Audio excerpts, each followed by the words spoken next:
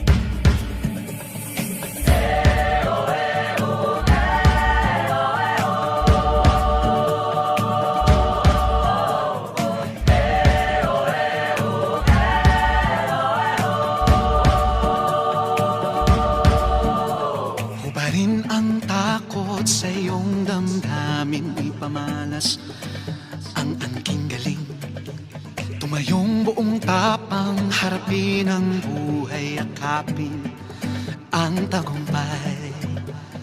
Tulungan ang kapwa't bigyang halaga, huwag hatakin ng pababa. Isipin huwag sana ang sarili lang, pakisama't bayanihan. Subukan nating isulong at ligawan ang magandang bukas. Ikaw at ako magkasama tayo, salubungin ang kinabukasan.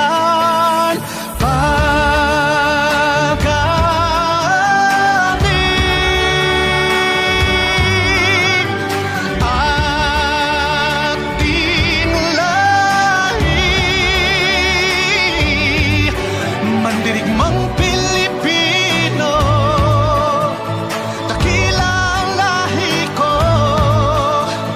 bayaning Pilipino sa makabagong panahon.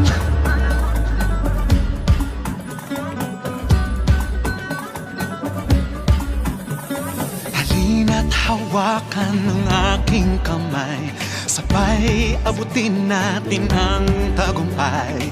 Patuloy lang tayo sa pagpapanday, tiwala sa Diyos ang sandat at gabay. Subukan nating isulong at ligawan ang magandang bukas. Ikaw at ako magkasama tayo, salubungin ang kinabukasan.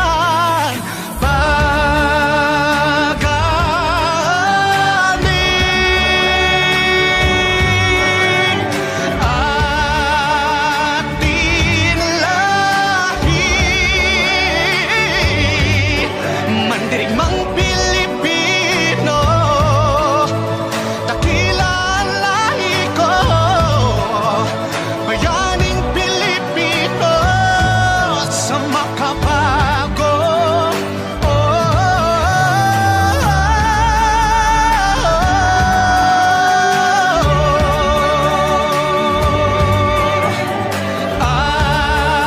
Ating lahi,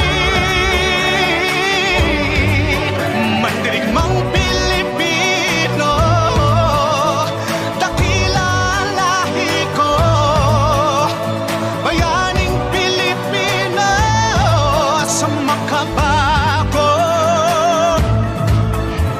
panahon.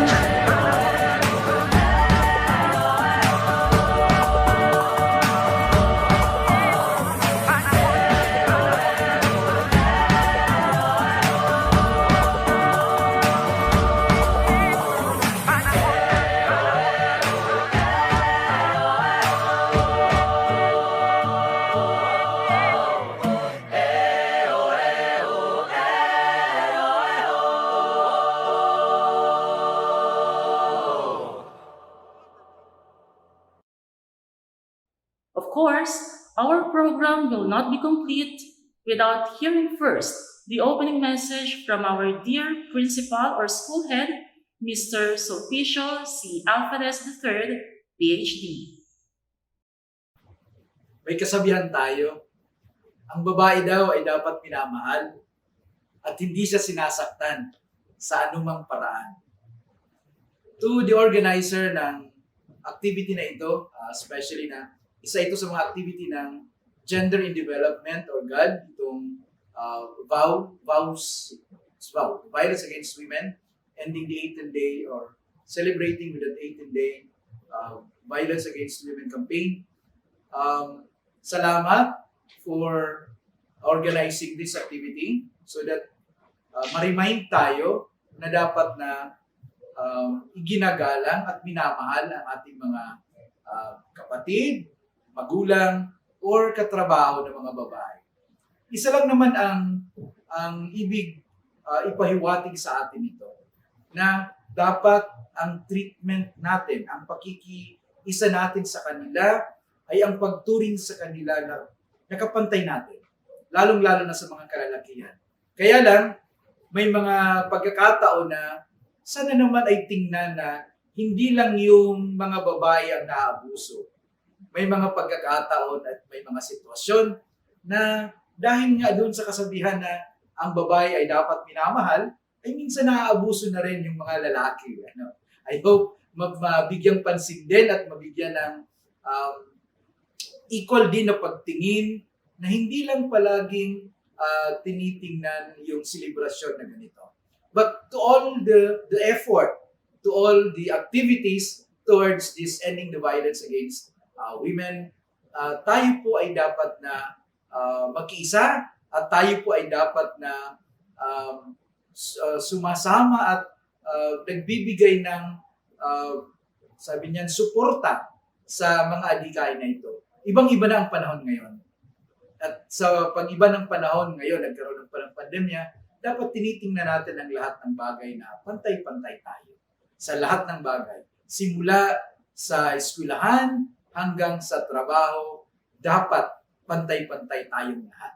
Kaya again, sana matapos na din because alam natin na sa ibang panahon, sa ibang bansa, hindi pa rin ganito ang sitwasyon. Tayo dito sa Pilipinas ay maswerte dahil nakaka-adapt na, sabi na yan. Naka-adapt na tayo sa sinasabi at ginugusto ng panahon ngayon na equality among men and women, especially at the workplace. Kaya sa ating lahat, patuloy nating suportahan ang activity na ganito. Patuloy natin na ipakita na tayong lahat ay nagkakaisa at tayong lahat ay pantay-pantay sa anumang bagay. So patuloy nating huwag kalimutan na ang babae ay minamahal at hindi sinasaktan. Maraming salamat at magandang araw sa ating lahat. Thank you so much, Sir Jojo, for that very wonderful opening remarks. Now, let us all listen to the advocacy message of some key personnel of Camarines Sur National High School.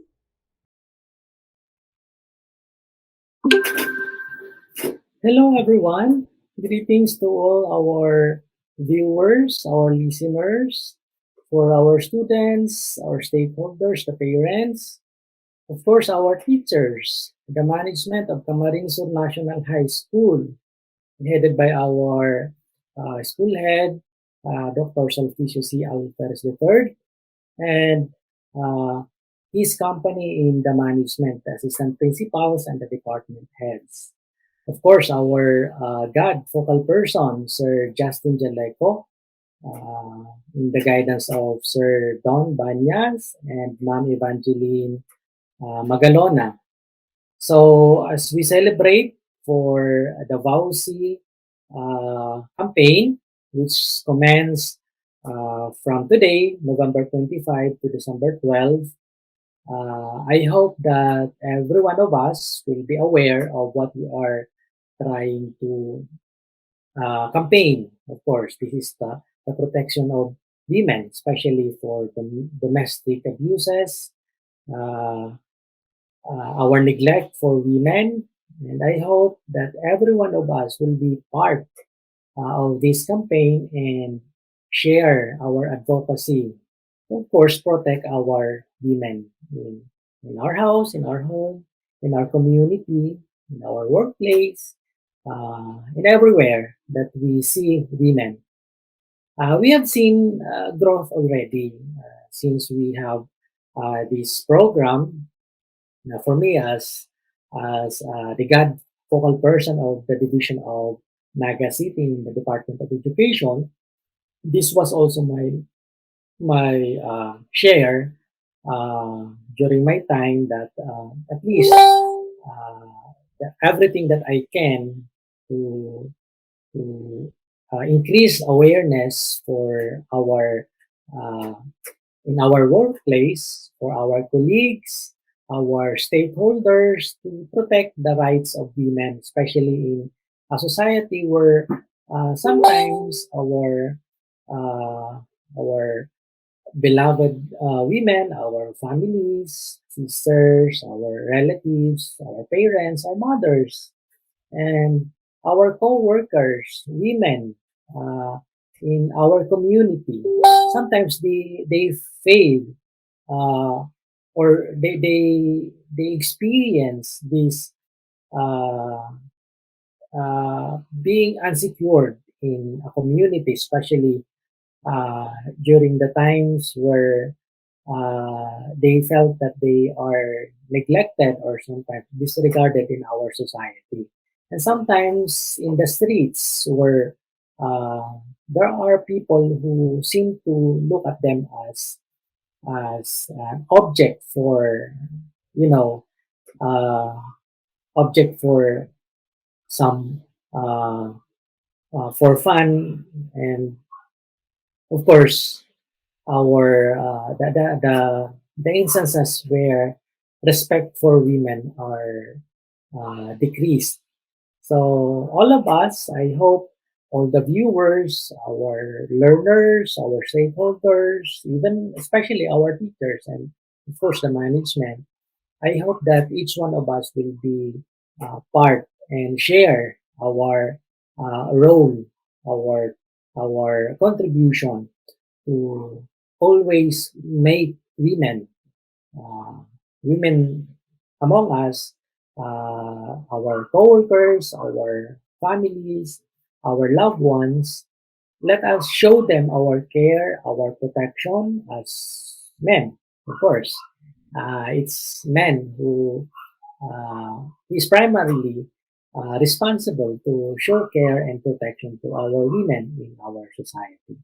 Instead of showing disrespect to them, it's our duty to protect them, especially for bad elements in our society. So this celebration, I hope this will bring us and increase our awareness of what we are trying to campaign for women. Okay? So with that, I hope wherever we go, even after this 18-day campaign, I hope we leave it as part of our principle in life. It's not only during this celebration, but all throughout the year, every minute of our lives, we see to it that we see women equal to men, male equal to female, and we are complementary to each other. It's not a competition of sexes, but a complementary of one another. So, happy celebration of this campaign. I hope everyone will be sharing our part for this. Good morning and have a good day for the rest of our celebration in campaign for this program. Thank you.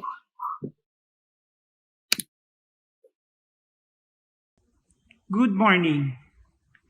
To our PSDS for District 1, Sir Michael Del Rosario, to our Principal, Sir Solpicio C. Alferez III, to our Assistant Principals, Ma'am May Bobos for Senior High Department, Ma'am Gemma Corporal for Junior High Department, and to our Assistant Principal for Operation, Ma'am Lynn Prilles.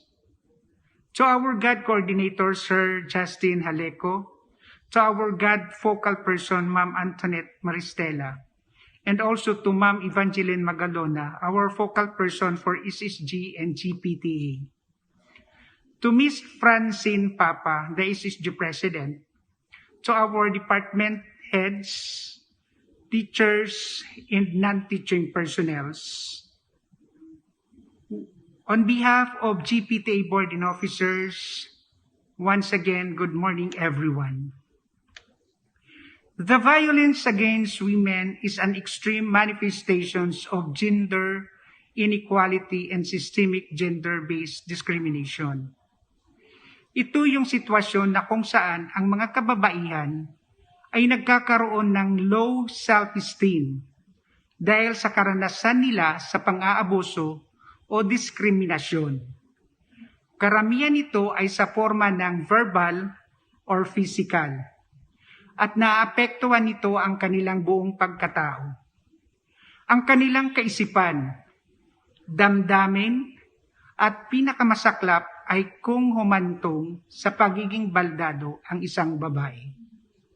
At para sa epektibong solusyon sa ganitong pag-aabuso, different sectors in society must work together.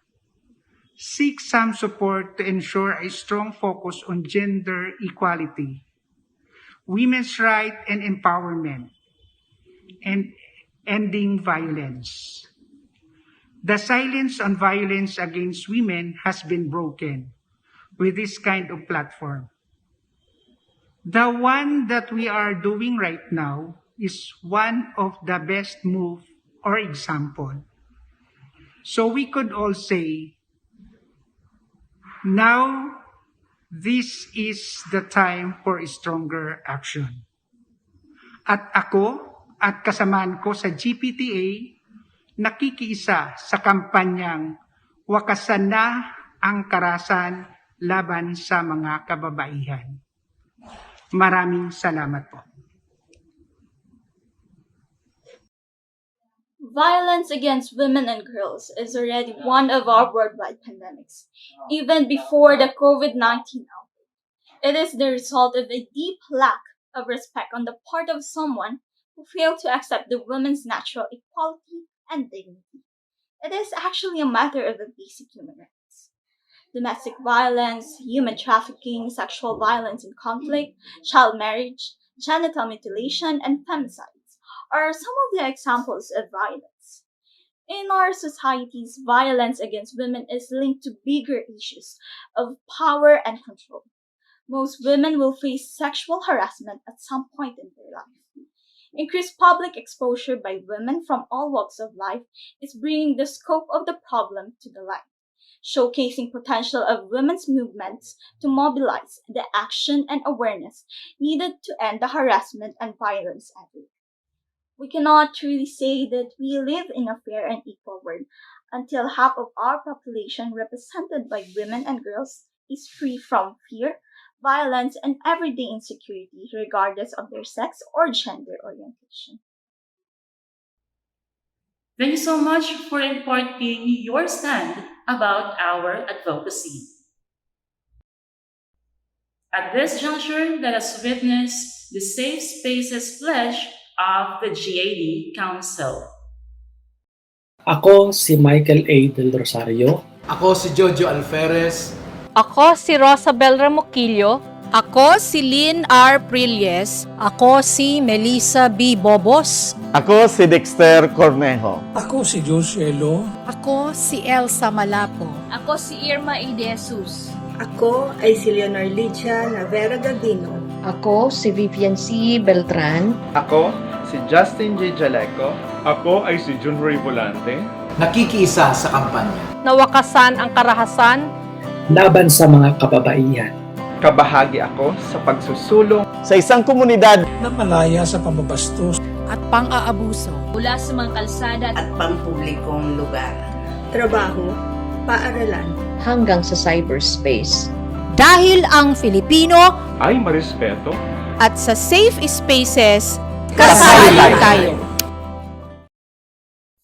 To get us oriented, an overview about this 18-day campaign to end violence against women will be shared to us by Ma'am Antoinette Maristella, the GAD Division focal person. Good morning, everyone. I'm very happy to be with you virtually this morning as you begin and together with other schools also simultaneously the 18-day campaign to end violence against women and children. This is an annual campaign that is spearheaded by the Philippine Commission on Women, and the Department of Education as an agency has always been very active in joining and supporting this advocacy. And so for the last 5 years since 2016, we have had a very positive messaging in our advocacy. The theme that we have carried has been Vow See Free Community Starts With Me. And so the word me in our theme sort of personalizes. It makes it personal to each one of us. It personalizes our theme and reminds us that every one of us plays an important role in ending violence against women and children. I know that all of you have children, you have your daughters. Some of you may have your own daughters. Maring ang iba panay lalaki ang mga anak ninyo, but all the same, boys also play a very important role. And in fact, boys can become our allies. Men can become our allies in this campaign. And so when we look at our children, whether they are boys or girls, when we look at their future, we always ask ourselves, what kind of a future do we want to pass on to them? And this makes it very personal to us. I don't have children myself, but I have my nieces and nephews, and I am a person who loves children so much. And so when we think about our children in society, whether they be our own children or not, we think about what future to pass on to them. And this 18-day campaign to end violence against women is such an important campaign that we no longer pass on to them the forms of violence committed to women and girls simply because of the fact that they are women and girls.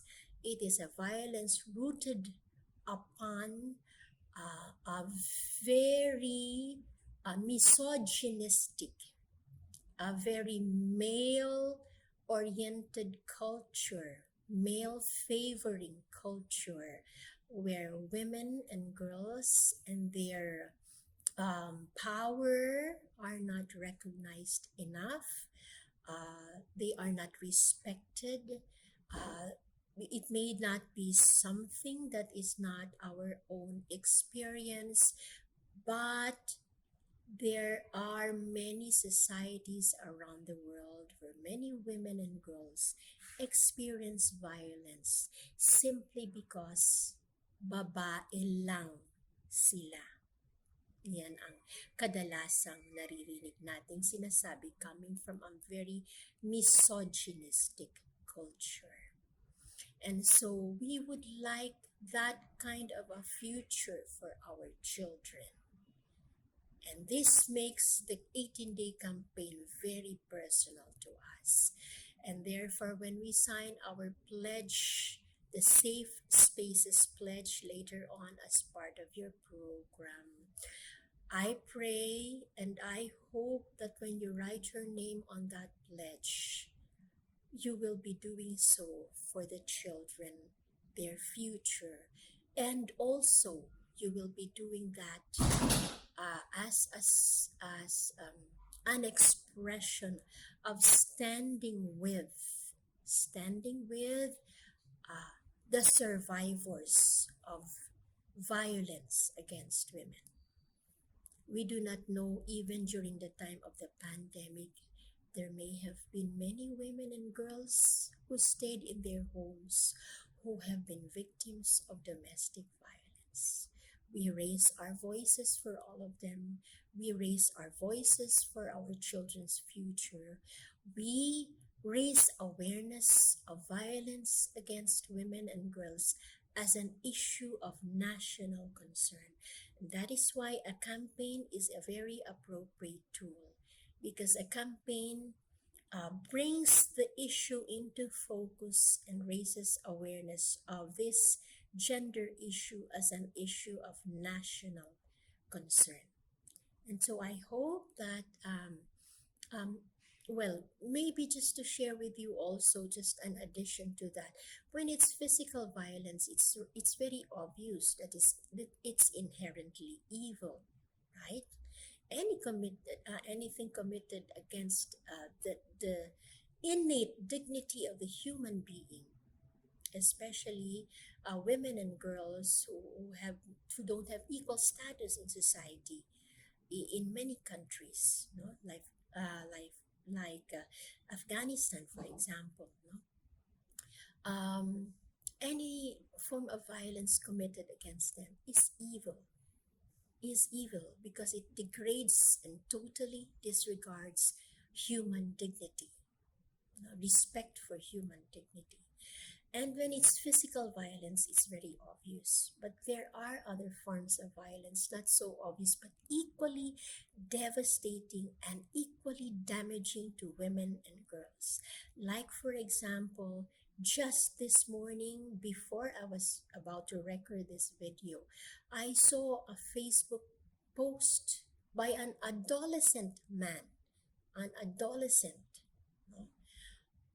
who was saying in that post that when boys cheat on their girlfriends, it is the girlfriend's responsibility to examine herself and see what shortcomings she has, which became the reason why the boyfriend cheated. And the Facebook page was further saying that instead of leaving the man, the girl should be loyal to the one who cheated and improve herself so that she can address the shortcomings and the man will be satisfied enough not to cheat again. Bumaliktad talaga po ang tiyan ko.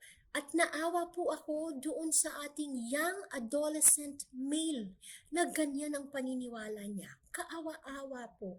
Can you imagine if our boys grow up thinking that way? And can you imagine what damaging effects this will have also on our girls, especially in their sense of self-worth?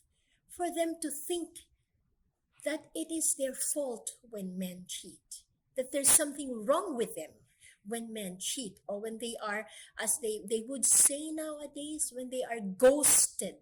Yung bigla na lang, I think when by ghosting, I think we mean that bigla na lang iniiwanan nang hindi nalalaman kung bakit. Can you imagine if women think that it's their fault all the time? That is psychological violence. That is psycho-emotional violence to women and young girls, for them to believe that. And we also have the media who contributes to this. Our media who sends messages that give pressure to women to always be physically beautiful. Our media messages that confine the definition of beauty to just simply physical beauty. These are very subliminal, very subtle, but have very damaging effects on our women and children. And we raise our voices against this, and we take the effort to be extra aware and to educate ourselves, to be more fully conscious, to have deeper insights on this and on other messages being sent to women that are really, in very subtle ways, very damaging to their self-esteem and self-worth, and that are very psychologically violent. And then there's also economic violence against women. When, for example, a woman is the victim of physical abuse, and yet that woman cannot leave the husband because the woman is being threatened by the husband. Saan ka pupunta? Sino maghahanap buhay? No, especially those who are stay-at-home mothers. No, full-time.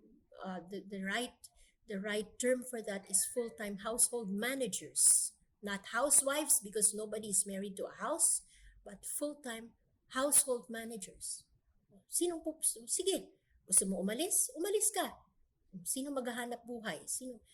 That's also economic violence. So, double commission of violence, physical violence and economic violence. It's also economic violence for women to be carrying double burdens. The burden of having to raise the children at home and do everything at home, and also the burden of having to earn a source of income for the family. So there are many forms of violence. And so when we say VAUSI-free community starts with me, that means we put it upon ourselves to be aware of these different forms of violence and of the role that we play in putting an end to these different forms of violence. And so again, why are we doing this? It will make it more meaningful for us if we embrace it as something that we commit ourselves for the future of our children. Whether they are our own children or the children of others, like in my case. No, I do not have my own children, but I love children in society. So we do it for them. We pass on to them a society that is free of violence, a society where they can have safe spaces and become fully productive members, where they can be equal to men in contributing to the life in society.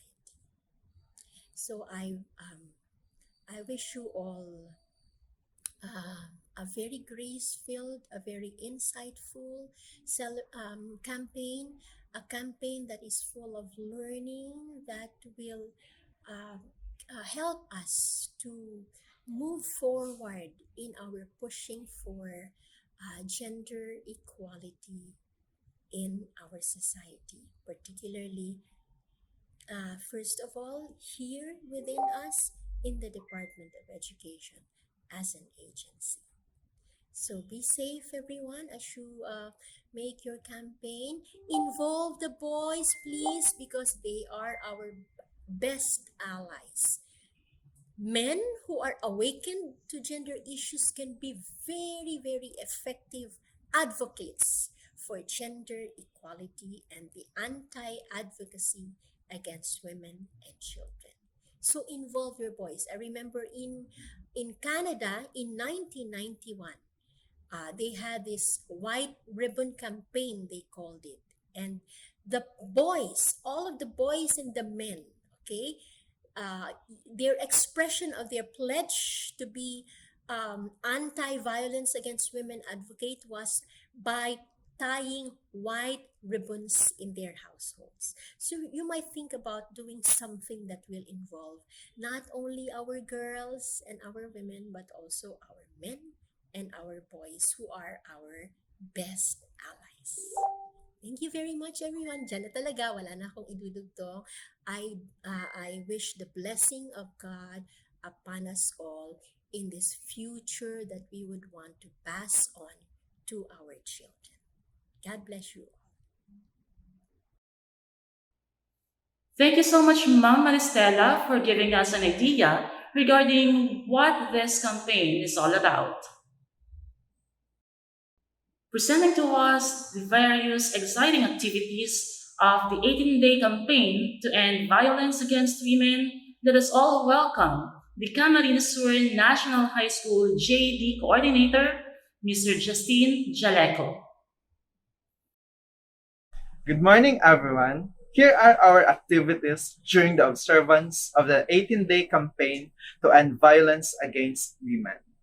First, we'll be having the hanging of the campaign materials and tarpaulins. Next, our kick-off program. Next, we will also adapt the FB frame for VOW. We will also have a webinar on gender-based sexual harassment and Safe Spaces Act. We will also distribute a brochure for the violence against women and their children. And as sponsored by the Guidance Office, we will also have the Teen Wellness Program. And lastly, we will have our culminating activities. I hope that all of us will participate in these programs and activities during the 18-day campaign to end violence against women. Thank you so much, Mr. Justin, to all those exciting and meaningful activities. We hope that everybody will participate to it. We are near to the end part of our session, but before we formally close our program, let us first listen to the closing remarks of Ma'am Evangeline Magalona, the Department Head of Araling Panlipunan. Good morning, everyone. Before I give my closing message, I would like to express my gratitude to all for your support and active participation during this kick-off program.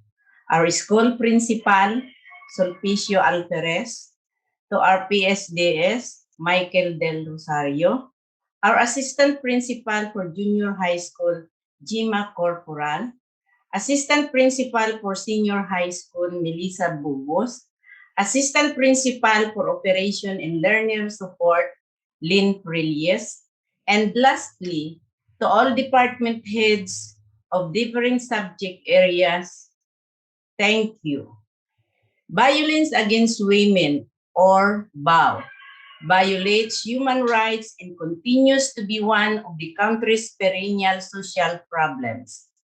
Ito ay lubos na pinasasalamatan ng maraming sektor sa ating lipunan na gumagawa ng kanilang mga tinig ng mas malakas ng kanilang paninindigan upang tapusin ang karahasan laban sa kababaihan. Sa loob ng maraming taon, pakikipaglaban para matamo ang pagkapantay-pantay sa pagitan ng kalalakihan at kababaihan. Yan ang dahilan kung bakit may mga inisyatibo ng mga kilusan at advokasya para sa kababaihang tulad nito, upang bigyan sila ng kapangyarihan na malinang ang kanilang potensyal bilang isang babae. Ngayon, ano ang tingin at diwa nito sa ating komunidad? Dahil dito, nagtataguyod tayo ng pagtanggap, paggalang, at pagsama-sama anuman ang inyong kasarian at kilusan upang tapusin ang karahasan laban sa kababaihan. Hindi lamang kilusan ng kababaihan, ngunit isang kilusang komunidad na sa palagay ko maganda na isinasagawa natin ang programang ito na tinatawag na 18 araw na kampanya upang tapusin ang karahasan laban sa kababaihan sa buong katawan ng Camarines Sur National High School sa iba't ibang aktibidad sa loob ng 18 araw ng kampanya na magdudulot ng malaking kaliwanagan at pananaw sa ating estudyante tungkol sa katotohanan ng karahasan at pang-aabuso. Umaasa ako sa layunin natin sa programang ito ay hindi lamang mananatili sa ating isipan, kundi higit sa lahat, mahihikayat tayong unti-unting tapusin ang problemang ito. Dahil dito, ipinapangako ko ang buong suporta ko sa programang ito at binabati ko ang buong kupunan ng Camarines Sur National High School Gender and Development o GAD na pinamumunuan ni Mr. Justin Jalico para sa tagumpay nito. Thank you so much for that message, Ma'am Vanji. And that concludes our session for today. As said, we should not just let our takeaway from this program to remain in our minds, but most importantly, we have to put into action whatever we have learned from this session to be able for us to end this problem. Again, this is Angel Toledano, your program host for this session. Thank you so much and stay safe, everyone.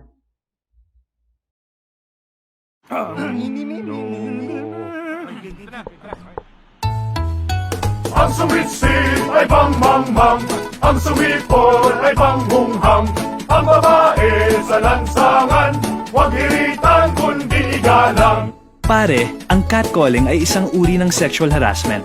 Di biro ang sexual harassment at di nakakamacho ang pang-aabuso. Huwag iritan kundi igalang. Isang paalala mula sa Philippine Commission on Women.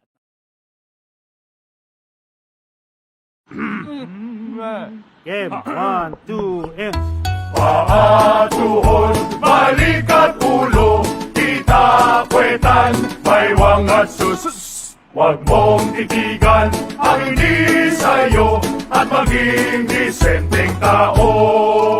Pare, ang catcalling ay isang uri ng sexual harassment. Di biro ang sexual harassment at di nakakamacho ang pang-aabuso. Isang paalala mula sa Philippine Commission on Women.